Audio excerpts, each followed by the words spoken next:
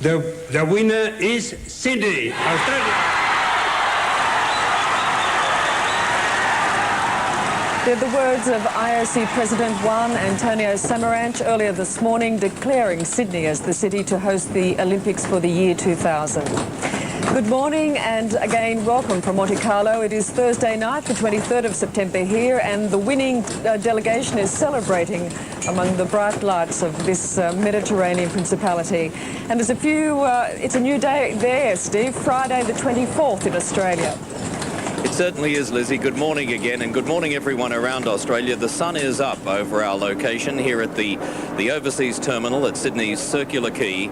You can see the Sydney Opera House in shadow now because the sun is behind it. The helicopters that are hovering over Sydney Harbour. You can maybe see just some of the colours that are on the sails of Sydney Harbour that were lit last night.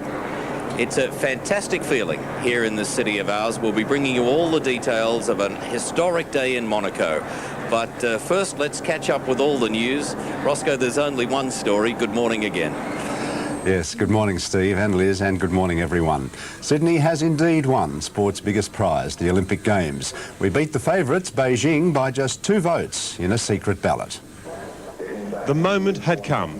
5 cities waited as the IOC voting delegates filed into the Monte Carlo auditorium. Only they knew who would get the Olympics. The crowd were looking for signs. They didn't have to wait long. The winner is Sydney, Australia.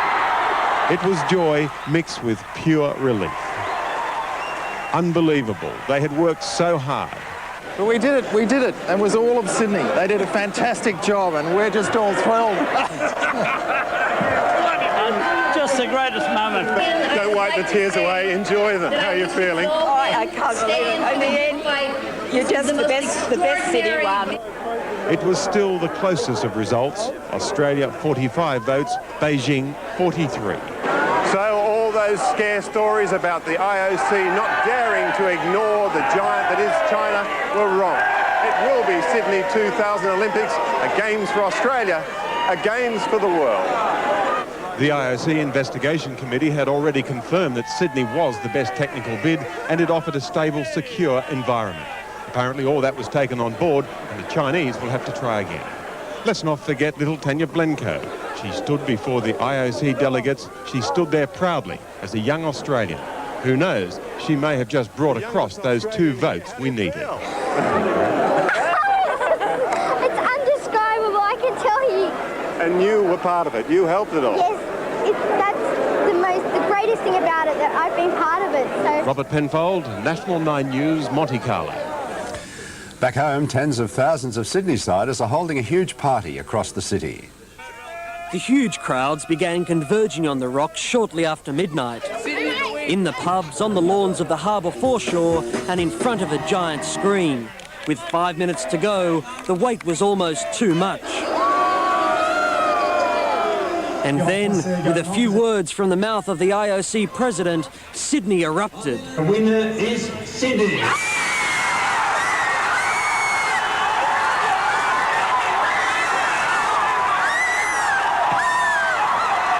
For almost 10 minutes, they cheered non-stop, people hugging complete strangers.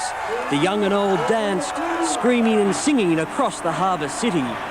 But the greatest accolades were saved for the Sydney bid team. Absolute euphoria here this morning from the 50,000 plus crowd at Circular Quay. The organisers of the party now expect it to go well until the morning. It's now 7 years and 2 weeks until the Games, but given Sydney's reaction this morning, the celebration is far from over. Andrew Parker, National 9 News.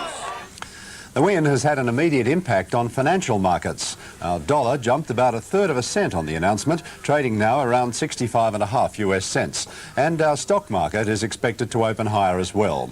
Wall Street was down 7 points though. Gold put on $3.50 and West Texas crude firmed 3 cents. There was confusion in Beijing when the Olympic decision was announced. The city erupted into celebrations every time its name was mentioned, leaving many Chinese believing they'd won the year 2000 Games.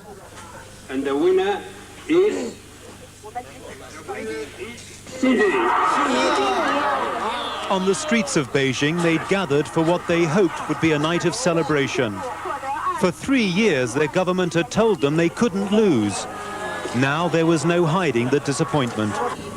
I'm a little disappointed. I think it's a pity for our Chinese people. Heads bowed, they headed off into the night. There was no anger, but elsewhere some tears. Most Chinese learned of the news from an all-night TV extravaganza beamed live from Monte Carlo. During the final moments before Beijing's fate was sealed, expectations were so high that the mere mention of the city brought premature celebrations. But the night amounted to a public humiliation for the communist government, which had shown it was prepared to do what it took to win the 2000 Games, games which it promised would help to make China more open. While many tried to make the best out of defeat, police in Tiananmen Square prevented crowds from gathering, ordering them home. The taste of defeat will be bitter in Beijing. The government here had staked its credibility on winning these games in the hope of erasing memories of the brutal military crackdown in June 1989. Now there are fears among the Western community that China's defeat could lead to a backlash. Adrian Brown, National 9 News, Beijing. Officials in Manchester believe they had submitted a solid bid and were confident in the final build-up to the announcement. 50,000 people had gathered in central Manchester. They were rowdy, in good spirits and planning a big night. The winner is Sydney.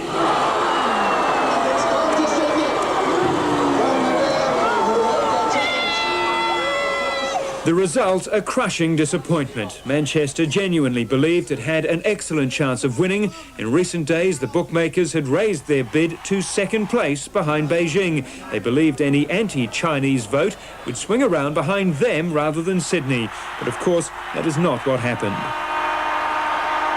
Very disappointed for Manchester especially. I mean, look at it tonight, it's just superb. They've done Britain proud. To put more effort in, and what we got that Sydney haven't, apart from sunshine. And the one thing the Australians did I thought was very clever. They used modern images. Their songs were modern, they used a pop song to get their message over. We used the classics. And if anything that I think we should have done was probably gone that way too.